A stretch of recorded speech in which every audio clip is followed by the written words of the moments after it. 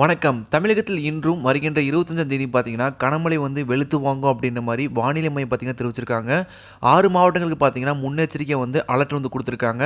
So இந்தந்த மாவட்டங்கள்ல பார்த்தீங்கன்னா, கனமழை நீடிக்கும். ஸோ மேலும் பார்த்தீங்கன்னா, வானிலை மையம் என்னென்ன அறிவிப்பு அறிவிச்சிருக்காங்க அப்படின்னு சொல்லி எல்லா விதமான டீட்டெயிலுமே பார்த்தீங்கன்னா, இந்த ஒரு வீடியோ பிரீஃபா பார்க்க போறோம். இது போன்ற வானிலை பத்தின முக்கியமான அப்டேட்டும், தமிழக அரசு இருக்கிற முக்கியமான அறிவிப்புகளை அடுத்த செகண்டே துல்லியமா தெரிஞ்சுக்கணும்னு வச்சீங்கன்னா, கீழ இருக்க சப்ஸ்கிரைப் பட்டனை கிளிக் பண்ணி சப்ஸ்கிரைப் பண்ணி வச்சுக்கோங்க.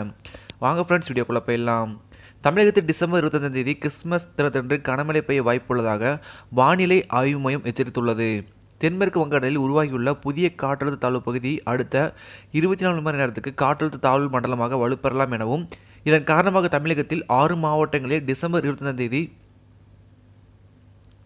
கனமழை பெய்ய வாய்ப்பிருப்பதாகவும் எச்சரிக்கை விடுக்கப்பட்டுள்ளது. அதே சமயம் தென்கிழக்கு மற்றும் தென்மேற்கு வங்கக்கடல் பகுதிகளில் மணிக்கு 60 கிலோமீட்டர் வரை சூறாவளி காற்று வீசக்கூடும் என்றும், இதனால் மீனவர்கள் மீன்பிடிக்க செல்ல வேண்டாம் என்று அறிவுறுத்தப்பட்டுள்ளது.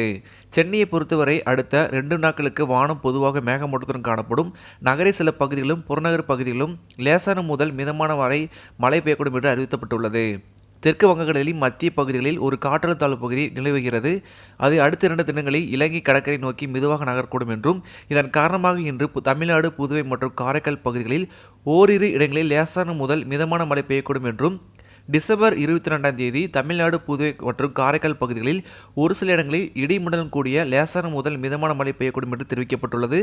நாளை மறுநாள் தமிழக கடலோர மாவட்டங்கள், புதுவை மற்றும் காரைக்கால் பகுதிகளில் அநேக இடங்களிலும், உள் தமிழக மாவட்டங்களில் ஓரிரு இடங்களிலும் இடி மின்னலுடன் கூடிய லேசான முதல் மிதமான மழை பெய்யக்கூடும் என்று தெரிவிக்கப்பட்டுள்ளது. நாளை டிசம்பர் 23ஆம் தேதி தமிழக கடலோர மாவட்டங்கள், புதுவை மற்றும் காரைக்கால் பகுதிகளில் அநேக இடங்களிலும், உள் தமிழக மாவட்டங்களில் ஓரிரு இடங்களிலும் இடி மின்னலுடன் கூடிய லேசான முதல் மிதமான மழை பெய்யக்கூடும் என்று தெரிவிக்கப்பட்டுள்ளது. ராமநாதபுரம், புதுக்கோட்டை, தஞ்சாவூர், திருவாரூர், நாகப்பட்டினம், மயிலாடுதுறை மாவட்டங்கள் மற்றும் காரைக்கால் பகுதிகளில் ஓரிரு இடங்களில் கனமழை பெய்ய வாய்ப்புள்ளது என்று தெரிவிக்கப்பட்டுள்ளது.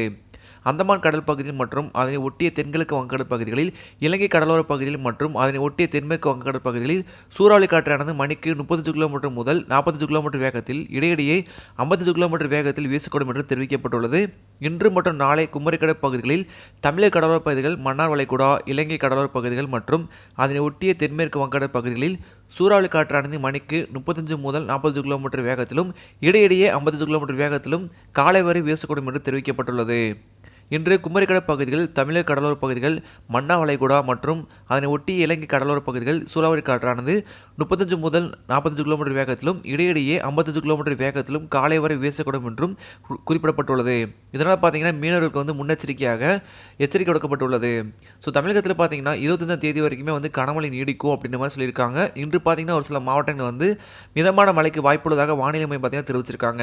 இது போன்ற வானிலை பற்றின முக்கியமான அப்டேட்டை அடுத்த செகண்டே துல்லியமாக தெரிஞ்சுக்கணும் வச்சிங்கன்னா கீழே சப்ஸ்கிரைப் பண்ணி கிளிக் பண்ணி சப்ஸ்கிரைப் பண்ணி வச்சுக்கோங்க. அடுத்த பதில் சந்திக்கலாம்.